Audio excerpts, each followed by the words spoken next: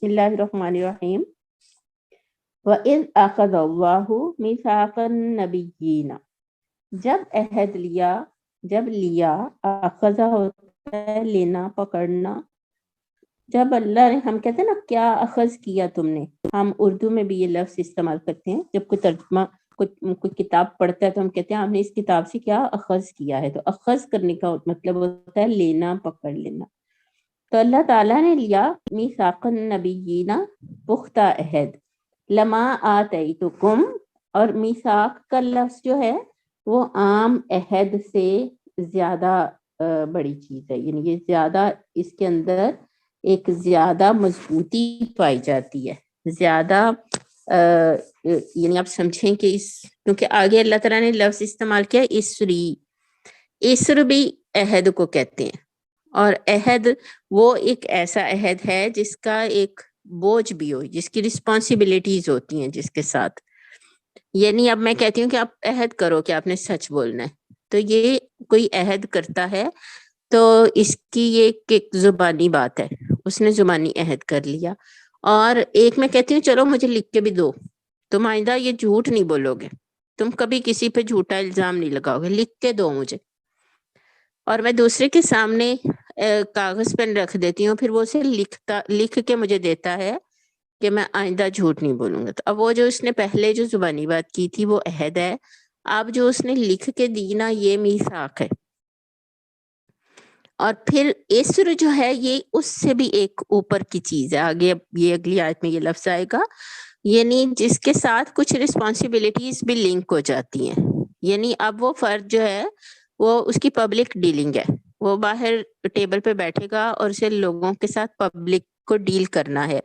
Office में अंदर क्या काम हो रहा है, मीटिंग चल रही है नहीं चल रही, और उसे सच ही बोलना है क्योंकि उसने अहद किया है और लिख के भी दे दिया है कि वो सच ही बोलेगा।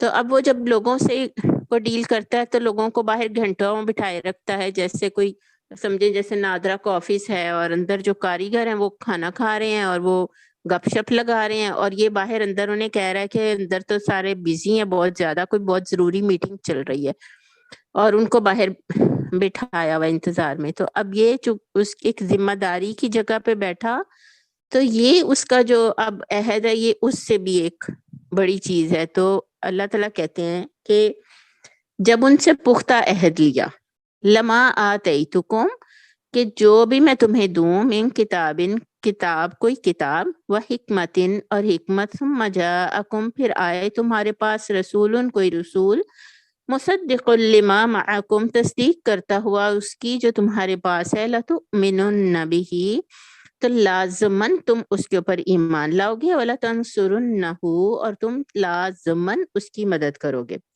कौला तुमने कहा, उसने कहा, अकरर तुम, क्या तुम इसका इकरार करते हो, व अखज़्तुम अला ज़ालिकुम इसरी, देखें अब ये तीसरा लफ्ज आ गया ना, और तुम इस पर मुझसे वादा करते हो। लफ्ज तो देखें उर्दू में इसके लिए ज्यादा अल्फाज नहीं है ना, तो उर्दू में क्या होगा कि क्या तुम मेरे लिए इस पे कोई वादा करते हो, इस अहद पे कि कायम रहने का। तो यहाँ अब आपको समझ में आना चाहिए कि अमलन तुम ईमान भी लाओगे और प्रैक्टिकली जो हेल्प के काम होते हैं, लतंसुरुन्नहु, तुम वो भी करोगे। तो उन्होंने कहा अकररना, हमने इकरार किया, क़ाला कहा, फशहदू, तो गवाह रहो, अना मअकुम मिनश शाहिदीन, और मैं हूँ तुम्हारे साथ गवाही देने वाला में से। फमा तवल्ला बाद ज़ालिका, और जिसने मुंह फेर लिया इसके बाद, फउलाइका हुमुल फासिकून, तो असल में वही फासिक होंगे।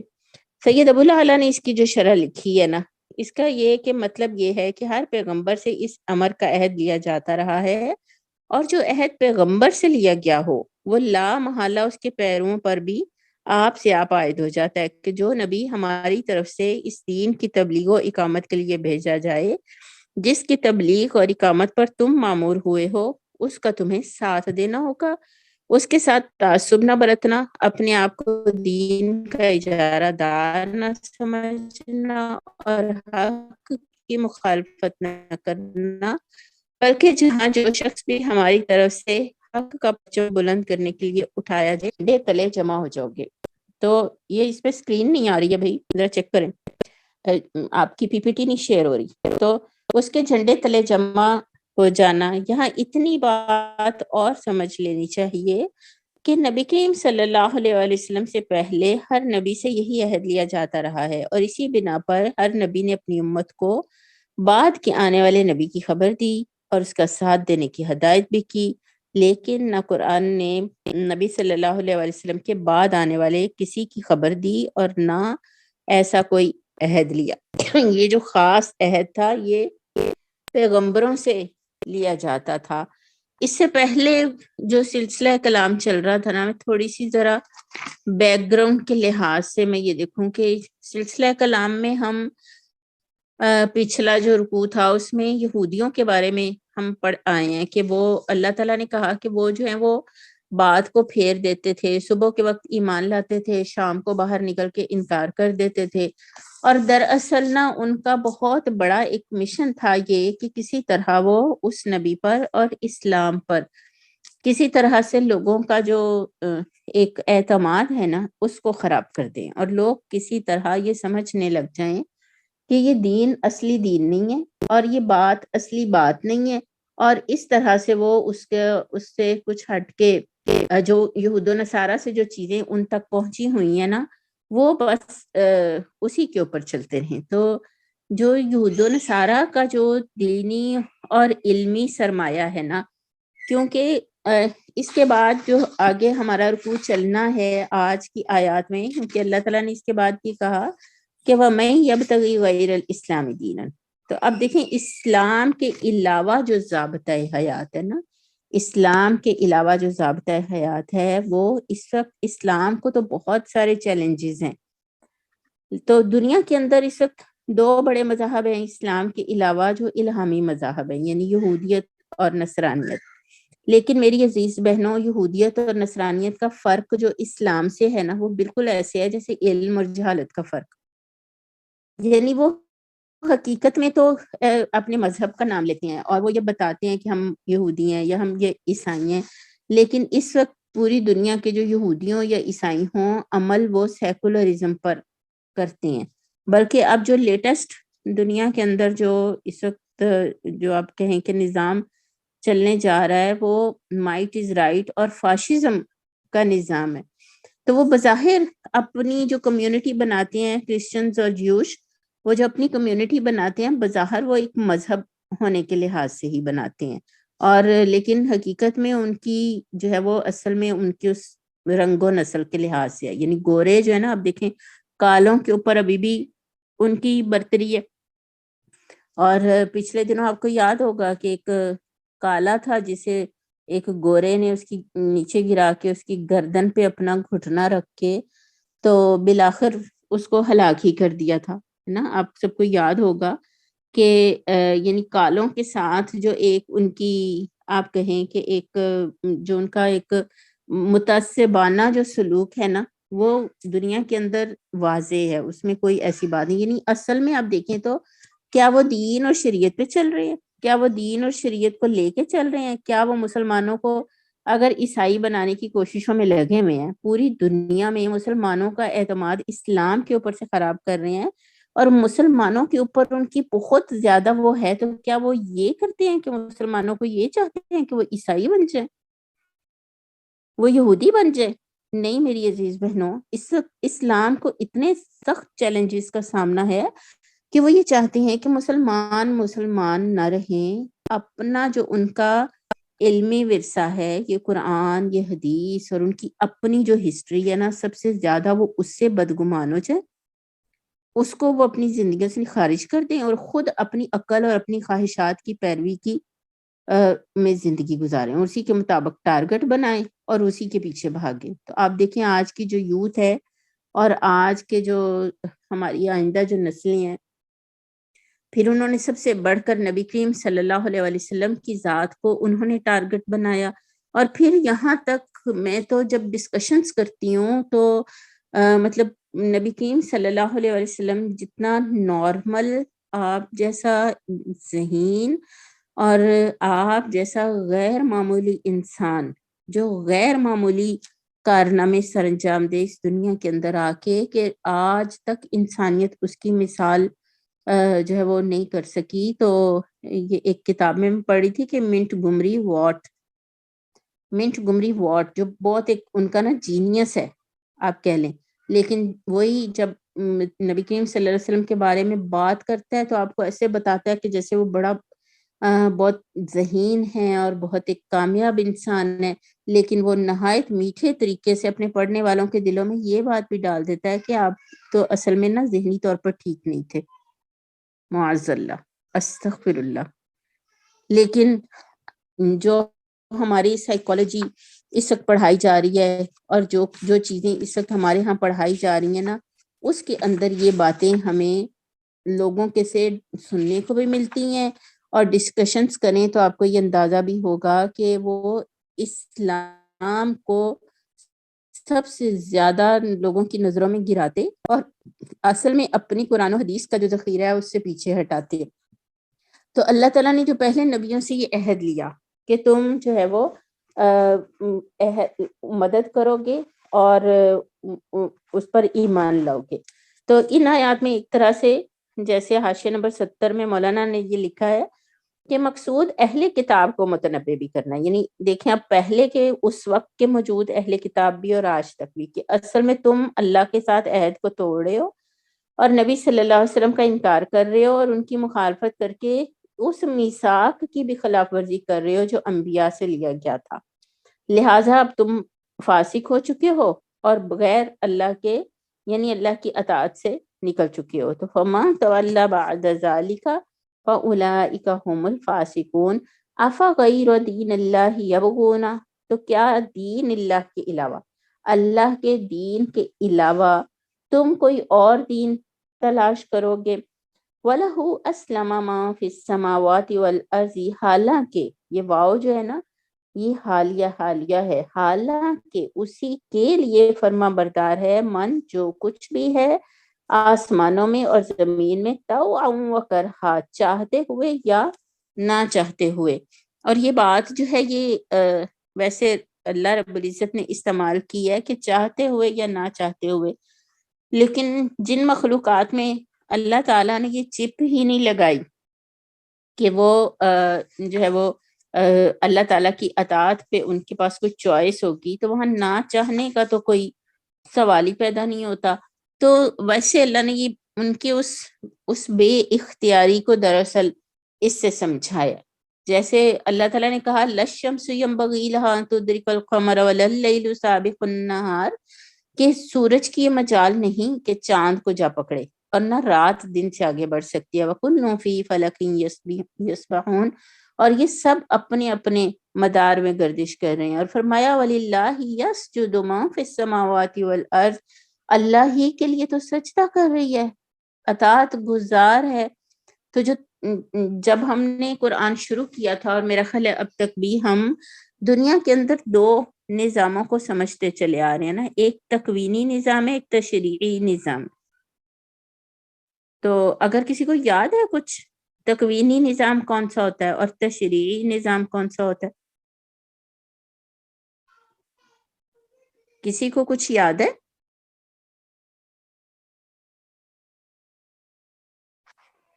نہیں باجی. نہیں یاد ہے؟ اچھا اس کو نا نوٹ کر لیں آپ اپنے پاس جی تاکہ، اور یہ اس کو آپ نے اس پہ بہت غور کرنا ہے. بلکہ میرا یہ خیال ہے کہ آپ نے اس ہفتے اس کام پہ غور کرنا ہے، اس نظاموں کو سمجھنا ہے اور اپنے تدبر کے لیے اپنے پاس ٹاپ پہ رکھنا ہے. اچھا تکوین کا جو لفظ ہے نا وہ کانا سے ہے، کانا یکونو کونن. تو اللہ تعالیٰ کہتے ہیں کن، ہے نا، جس چیز کے لیے وہ چاہتے ہیں کہ وہ ہو جائے تو وہ کہتے ہیں کن، اور اللہ نے قرآن میں کہا فیکون تو وہ ہو جاتی ہے. تو تکوین جو ہے نا تا کاف واو یا نون، تکوین کے آگے یہ کیا لگا لیں، یعنی تکوینی نظام. اور تشریع جو ہے وہ شرع سے، شریعت سے.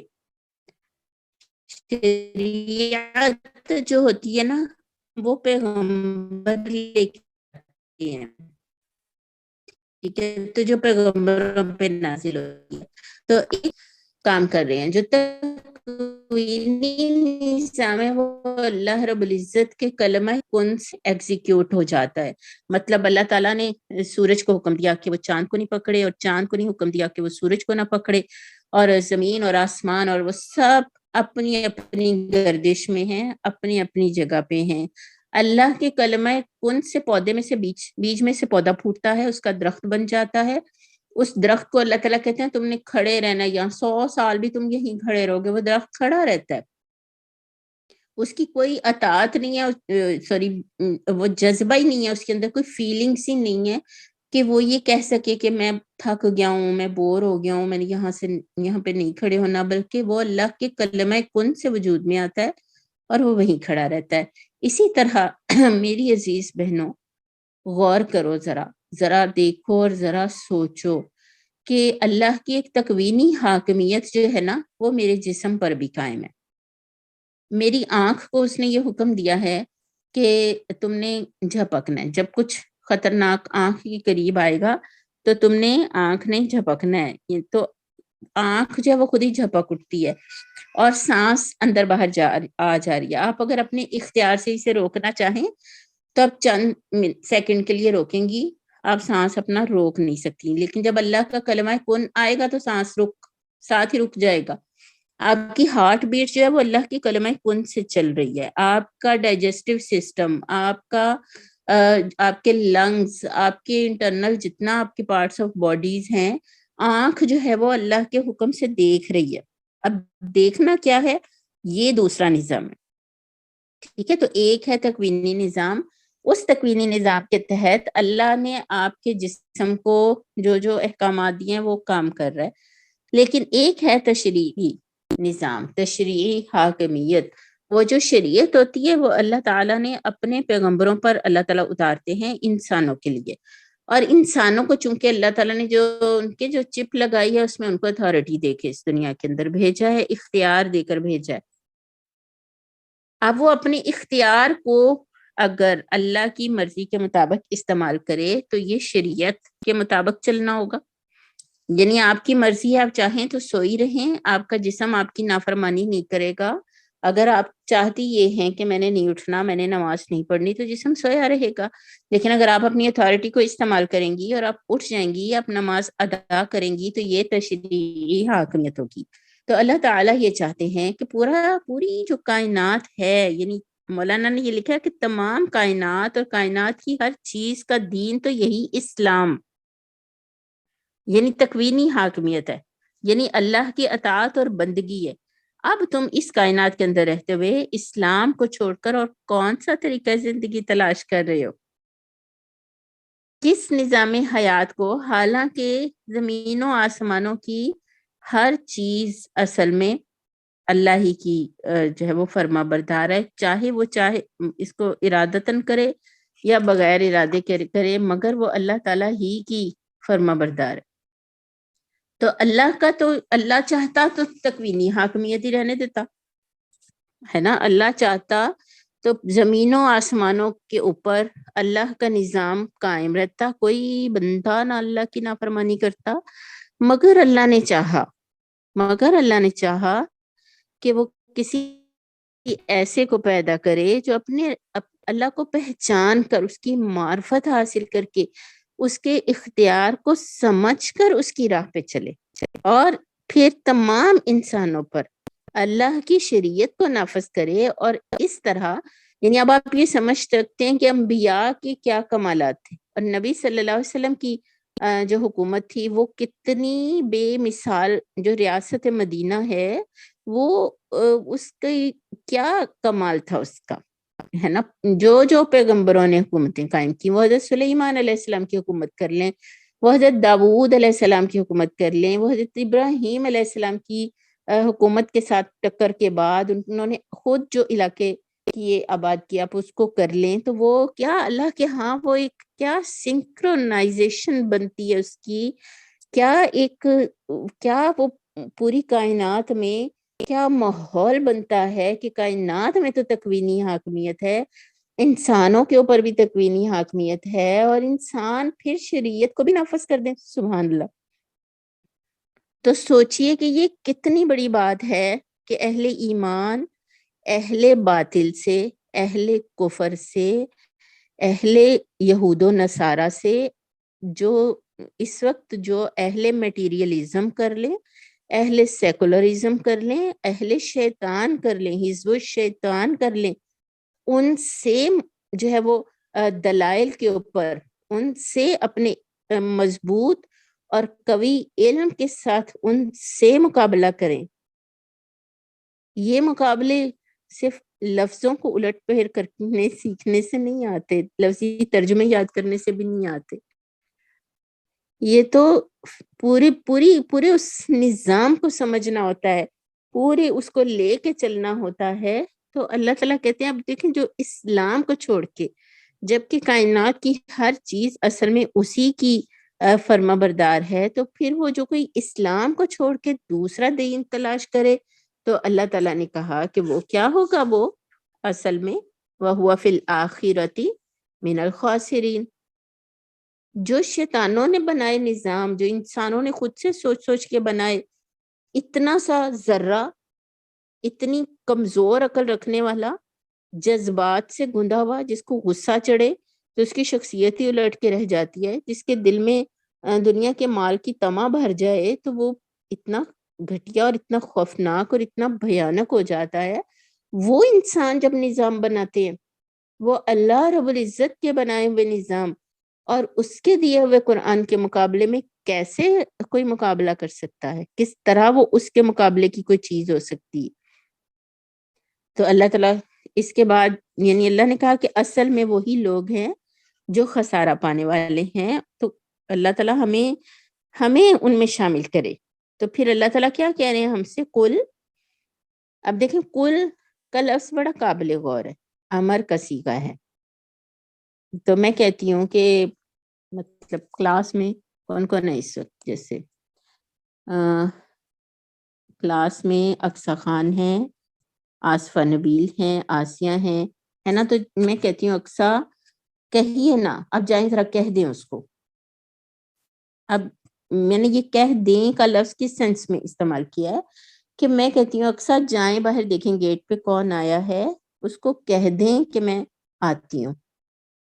دیکھیں رکشے والا آ گیا، اس کو کہہ دیں کہ میں آتی ہوں۔ تو کہہ دیں کا جو تعلق ہے وہ کوئی ایک سینس بناتا ہے ہمارے ذہن میں، تو کہہ دو، جاؤ اور کہہ دو، کس کو کہنا ہے، مخاطب کون ہے، کس کو کہا جا رہا ہے کہ کہہ دو؟ مجھے اور آپ کو کہا جا رہا ہے۔ اپنا اپنا نام سوچیں کہ مجھے اور آپ کو کہا جا رہا ہے کہ کہہ دینا ہے۔ کیا کہنا ہے؟ آمنا، کس کو کہنا ہے؟ سب انسانوں کو، وہ سب جو دنیا میں اس وقت علم کا جو طوفان ہے بھرا ہوا، اس طوفان میں انسانوں کا یہ عالم ہے کہ وہ ایک طرف وہ دنیا کی انتہائی بڑی کسی اس کے اوپر چڑھ گئے ہیں، سیڑھیوں پر، بلندیوں پر چڑھ گئے ہیں، اور دوسری طرف یہ عالم ہے کہ وہ بالکل جاہل ہیں۔ ان کو کہہ دو آمنا باللہ وما انزل علینا۔ اب دیکھیں آمنا باللہ، میں ایمان لایا اللہ پر، اور اللہ پر جو ایمان ہے، اللہ کی حیثیت، اس کے مقام، اس کی معرفت کے ساتھ ایمان ہے۔ میں کہتی ہوں کہ آج سے یہ پرنسپل ہے، تو آپ کہتی ہیں آئی ایگری، میں مانتی ہوں، ٹھیک ہے، چلیں ٹھیک ہے، یہ آج سے ہماری پرنسپل ہے۔ تو وہ جب آپ کہتی ہیں کہ آج سے یہ ہماری پرنسپل ہے، تو you know the designation, you know the responsibilities of that designation, you know the authorities of that designation۔ تو آپ کو یہ پتا ہے کہ اس اختیار کے ساتھ اس کی کیا ذمہ داریاں، اس کے اختیارات کیا ہیں۔ تو آمنا باللہ وما انزل علینا، اور جو اتارا گیا ہم پر، وما انزل علی ابراہیم و اسماعیل و اسحاق و یعقوب والاسباط وما اوتی موسیٰ و عیسیٰ والنبیون من ربہم۔ یہ چند نبیوں کے نام لیے ہیں اللہ تعالیٰ نے چند نبیوں کے نام لیے ہیں، اور یہاں پہ آپ بیچ میں بے شک وہ 1,00,000 سے زیادہ وہ سارے پیغمبر ڈال لیں.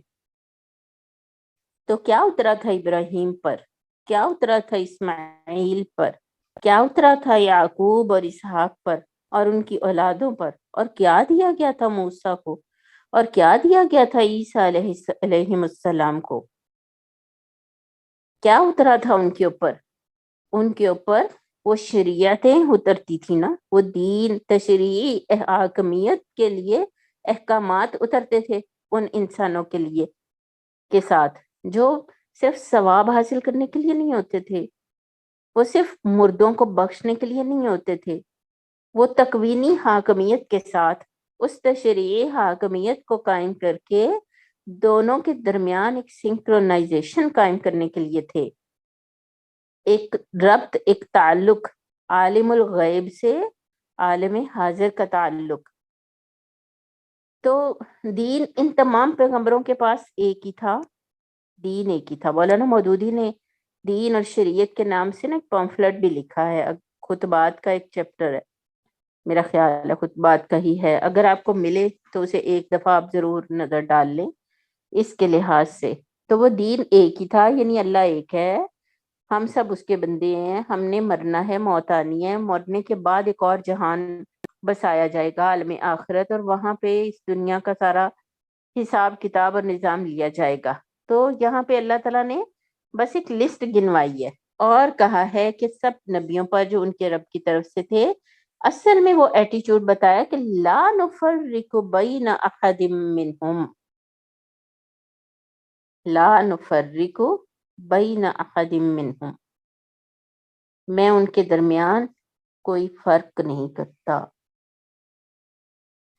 کچھ احادیث ہمیں ملتی ہیں جن میں نبی صلی اللہ علیہ وسلم جو ہیں وہ حضرت عیسیٰ علیہ السلام کا رتبہ بیان کرتے ہیں، حضرت ابراہیم علیہ السلام کا، اور پھر مطلب اللہ تعالیٰ کے پاس جب گئے تو سب پیغمبروں کو اللہ رب العزت نے مختلف ان پہ دیکھا بھی، مختلف مقامات پر دیکھا بھی، لیکن اہل ایمان کو ایٹیچیوڈ کیا سکھایا جا رہا ہے، ان کے ساتھ ان کا رشتہ کیا بتایا جا رہا ہے، ریلیشن کیا بتایا جا رہا ہے کہ لا نفرق بین احد منہم.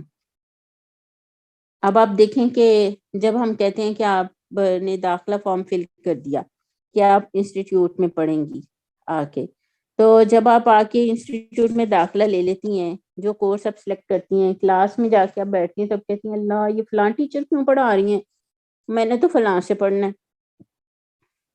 ادارہ آپ کے کورس کو آرگنائز کر کے آپ کے لیے سٹاف کا تعین کرتا ہے، تو اسٹوڈنٹس کو کہیں پہ یہ چوائس ہوتی ہے کہ فلاں سے پڑھنا ہے، فلاں سے نہیں پڑھنا. اور جہاں پہ اگر اسٹوڈنٹ جو ہوتا ہے اس کا فوکس اگر نالج سے ہٹ کے ٹیچر کی پرسنالٹی پہ چلا جائے نا، تو وہ بھی اس طرح سے کچھ سیکھ نہیں سکتا اس طریقے سے. تو ہمیں جو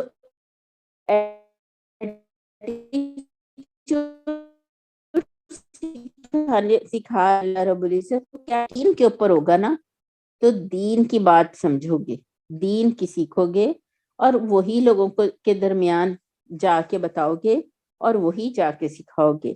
مولانا نے اس کے حاشیے میں لکھا ہے، یعنی ہمارا یہ طریقہ نہیں کہ کسی نبی کو مانے اور کسی کو نہ مانے، کسی کو جھوٹا کہیں اور کسی کو سچا. ہم تعصب اور حمیت جاہلیہ سے پاک ہیں. دنیا میں جہاں جو اللہ کا بندہ بھی اللہ کی طرف سے حق لے کر آیا ہے، ہم اس پر حق ہونے کی شہادت دیتے ہیں.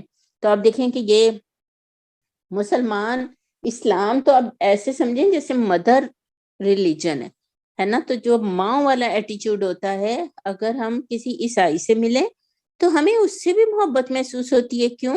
کیونکہ ہمیں تو عیسیٰ سے محبت ہے علیہ السلام، اور ہم اس سے بھی عیسیٰ علیہ السلام کی باتیں کریں گے کہ وہ میرے بھی وہ پیغمبر ہے، اور ہمارے اندر وہ بائسنس نہیں ہوگی کیونکہ ہم سارے پیغمبروں پر ایمان لاتے ہیں اور ہم سمجھتے ہیں یہ سارے ایک ہی بادشاہ کے غلام تھے، وہ ایک ہی بادشاہ کی طرف سے اپوائنٹ ہوتے تھے، اسی بادشاہ کی طرف سے دی گئی ڈیوٹی کے اوپر دنیا میں کھڑے ہوتے تھے. تو وہ بادشاہ جانتا ہے کس کا رتبہ اونچا کس کا رتبہ نیچا. جیسے تیسرے پارے کے شروع میں اللہ تعالیٰ نے کہا تلک الرسل فضلنا بعضهم على بعض منهم، کہ یہ کچھ رسول ہیں، ہم نے ان میں سے کسی کو کسی پر فضیلت دی، کسی سے ہم نے خوب اچھی طرح بات چیت کی، کسی کو ہم نے جو ہے وہ کتاب دی، تورات دی، صحیفے دیے، کسی کو ہم نے انجیل دی. اور مطلب اللہ کے پاس ہے یہ اختیار کہ وہ سب پیغمبروں میں سے کس سے بات کرے. یہ ہمارا معاملہ کیا ہے، لا نفرق بین احد منہم، ہم ان میں سے کسی میں کوئی فرق نہیں کریں گے. ومن یبتغی غیر الاسلام دینا، اور جو کوئی یہ چاہے کہ وہ اللہ کے اور جو کوئی تلاش کرے غیر الاسلام دینا، اسلام کے علاوہ کوئی دین. اب الاسلام فلن یقبل منہ وہو فی الآخرۃ من الخاسرین، تو اس سے قبول نہیں کیا جائے گا. یہ فیصلہ کن بات کون کہہ رہا ہے کہ وہ آخرت میں تو وہ نقصان اٹھانے والے ہوں گے. تو اب الاسلام جو ہے اس کی تلاش کتنا بڑا کام ہے. کیف یہدی اللہ قوما کفروا بعد ایمانہم، کیسے اللہ ہدایت دے کافروں کو ان کے ایمان کے بعد. وَشَهِدُوا أَنَّ الرَّسُولَ حَقٌّ وَجَاءَهُمُ الْبَيِّنَاتُ، حالانکہ انہوں نے یہ گواہی دی ہو کہ رسول حق ہے اور ان کے پاس بینات آ گئی ہیں. وَاللَّهُ لَا يَهْدِي الْقَوْمَ الظَّالِمِينَ، اور اللہ تعالیٰ ظالموں کو ہدایت نہیں دیتا. یہاں پھر اسی بات کا اعادہ کیا گیا ہے جو اس سے قبل مولانا لکھتے ہیں کہ بارہا بیان کر چکی ہیں کہ نبی کے عہد میں عرب کے یہودی علماء جان چکے تھے کہ ان کی زبانوں تک سے اس امر کی شہادت ادا ہو چکی تھی کہ آپ صلی اللہ علیہ وسلم نبی برحق ہیں، اور جو تعلیم آپ لائے ہیں وہی تعلیم ہے جو پچھلے انبیاء لاتے رہے ہیں. اس کے بعد انہوں نے جو کچھ کیا وہ محض تعصب، ضد اور دشمنی حق کی اس پرانی عادت کا نتیجہ تھا جس کا کہ وہ شکار تھے. تو ایسی ایک فیصلہ کن اطاعت کہ اللہ تعالیٰ نے کہ جو پیغمبر جو دین لایا نا وہ الاسلام ہے.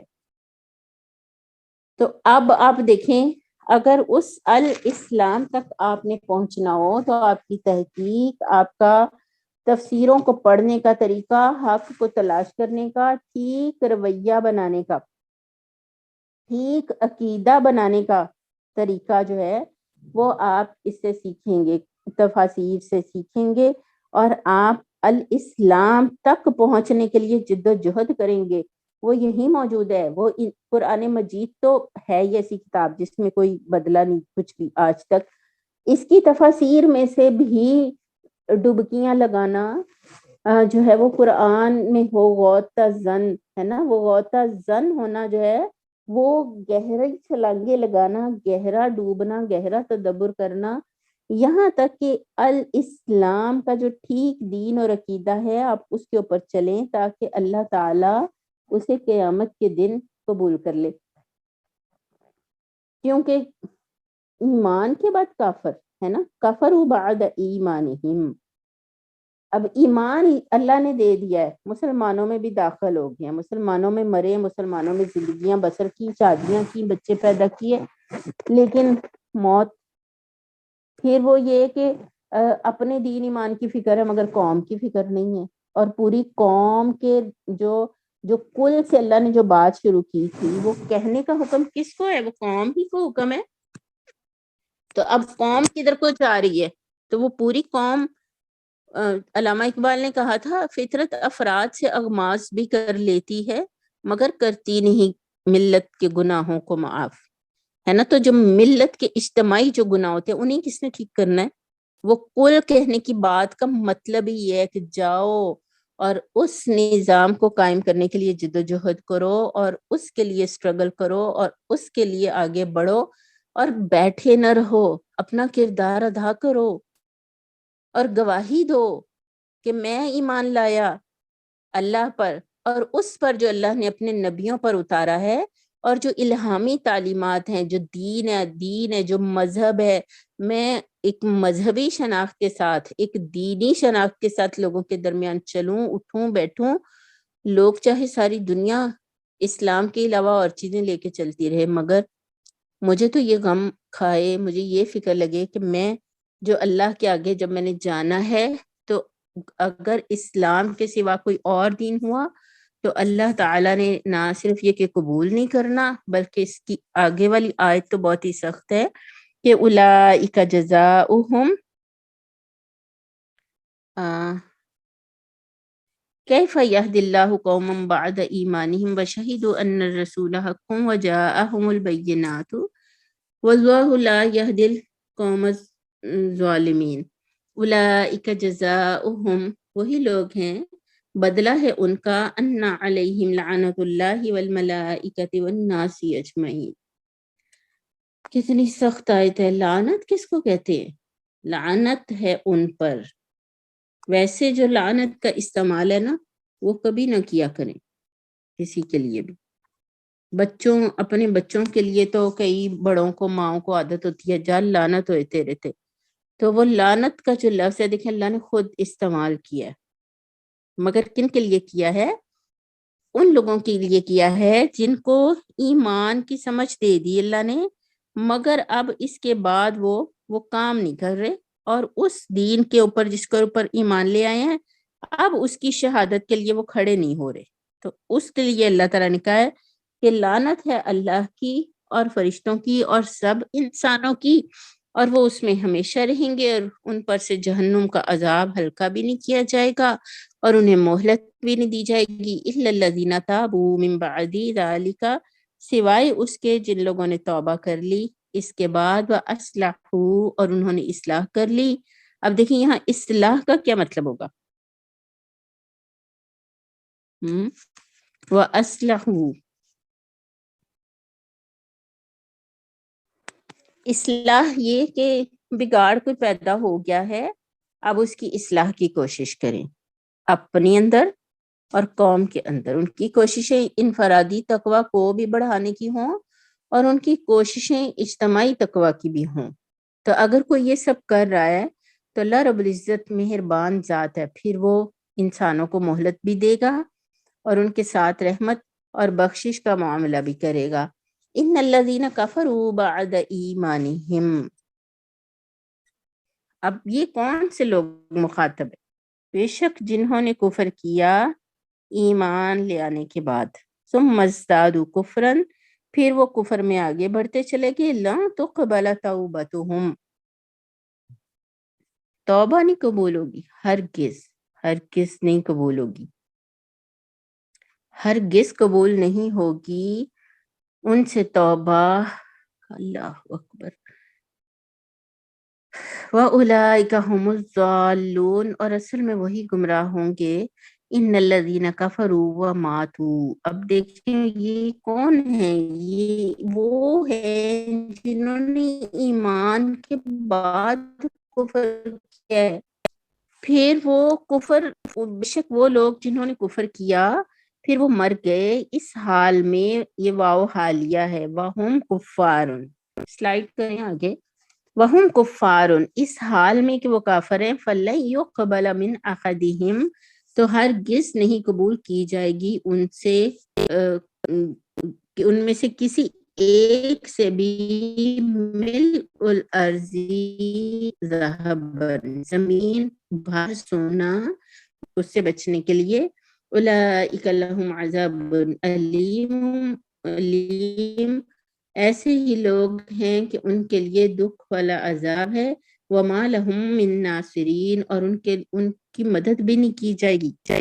یعنی اللہ کا اس سے بڑا احسان کیا ہو سکتا ہے کہ جب اس نے مجھے پیدا کرنے کا فیصلہ کیا تو اس نے مجھے جو ہے وہ کسی ہندو کے گھر میں نہیں پیدا کر دیا، اس نے مجھے کسی کافر کے گھر میں پیدا نہیں کر دیا، عیسائی کے گھر میں نہیں پیدا کیا، یہودی کے گھر میں نہیں پیدا ہوئی.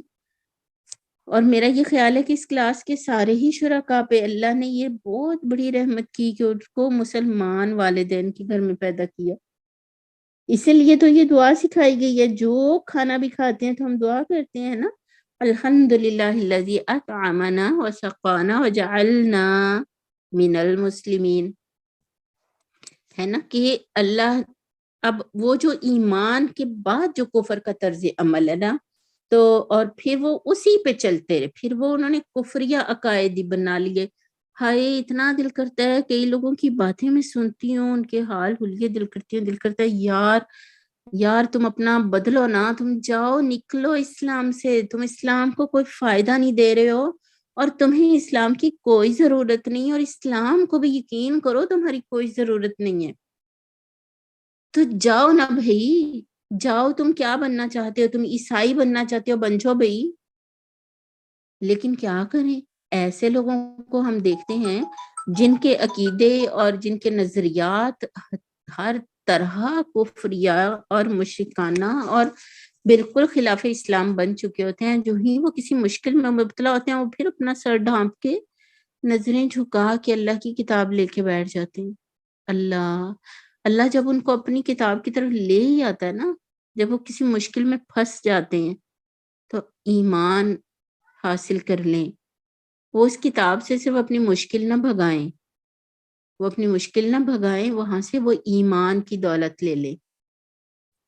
کیونکہ اگر ان کفریہ نظریات کے ساتھ ہی کوئی مر گیا, فَلَن يُقْبَلَ مِنْ أَحَدِهِمْ مِلْءُ الْأَرْضِ ذَهَبًا, چاہے وہ فدیے میں ایک زمین, آپ زمین کا دیکھیں, پورا ارض کتنی بڑی زمین ہے, زمین جتنا سونا بھی وہ اللہ کو دے دے نا, کہ یا اللہ مجھے چھوڑ دے, نہیں چھوڑا جائے گا اس کو. اولئک لہم عذاب علیم وما لہم من ناصرین, اور اس کی کوئی مدد بھی نہیں کی جائے گی. تو آج ہمارا کام یہ ہے کہ ہم ایک مومنانہ طرز عمل کی شناخت, ایک دینی مذہبی شناخت کے اوپر اپنے لیے فخر کریں گے. اللہ نے ہمیں مسلمان پیدا کیا ہے, تو ہم مسلمان نظر آئیں, ہمارے اعمال, ہمارے طور طریقے دوسروں کو مسلمان والے نظر بھی آئیں. قل آمنا باللہ وما انزل الینا, یعنی اس آیت کے اوپر جو ہے وہ ہم, اور یہ کہ اللہ کی تکوینی حاکمیت تو پوری کائنات میں اور خود میرے اپنے جسم کے اوپر قائم ہے. اب میں اللہ کی تشریعی حاکمیت کے لیے جدوجہد کروں گی. اب جو الیکشن آ رہے ہیں, تو اللہ تعالیٰ ہمارے ملک پہ رحم فرمائے اور ہمیں وہ لوگ عطا فرمائے. یا اللہ تو وہ لوگ عطا فرما جو تیری شریعت کو نافذ کریں. اے اللہ چور کے ہاتھ کاٹے جائیں. یا اللہ جو ڈاکو ہیں ان کو بھی وہ سزا دی جائے. اللہ قاتل جو ہے وہ قصاص ادا کر کے پکڑنے والے ہوں. اے اللہ انصاف اور عدل کا نظام ہو. اللہ چوری بڑا کرے چھوٹا کرے, ایسا نظام ہو کہ وہ پکڑا جائے اور اس کو اس کے جرم کی سزا ملے. اے اللہ جو مظلوم ہیں ان پر اپنا رحم فرما. موجودہ دور کے جو بڑے بڑے برج ہیں, اللہ اس الیکشن میں ان ساروں کو الٹ دینا. اے اللہ ان کو الٹ دینا اور اپنے دین کو لے کے کھڑے ہونے والوں کو سب سے بڑا برج بنا دے. اللہ تعالیٰ ہم سے وہ کام لے لے. یا اللہ ہم سے وہ کام لے لے. اللہ ہم میں, ہمارے اندر صلاحیت نہیں ہے, ہمارے اندر طاقت نہیں ہے. اللہ ہم کچھ بھی نہیں ہے, خاک کے نہایت چھوٹے اور حقیر ذرے, مگر اللہ تو ہمیں چمکا دے, تو ہمیں روشن کر دے, اپنی رحمت سے روشن کر دے. اور اللہ تو ہم سے وہ کام لے لے, ہمیں لوگوں کے درمیان نمونہ بنا دے. اللہ ہماری ذاتوں کو فتنہ نہ بنا. اللہ ہماری جماعت کو بھی فتنہ نہ بنا. لوگ ہمیں دیکھیں تو لوگ یہ نہ سمجھیں کہ ایسے ہوتے ہیں مسلمان. اللہ لوگ ہمیں دیکھیں تو وہ کہیں ہاں ایسے ہوتے ہیں مسلمان. تو اللہ ہمیں ایسا مسلم طرز حیات رکھنے والا ولی بہترین با عمل مسلمان بنا دے. جزاک اللہ خیرن, احسن الجزاء فی الدارین. سبحانک اللہم و بحمدک, نشہد ان لا الہ الا انت, نستغفرک و نتوب الیک.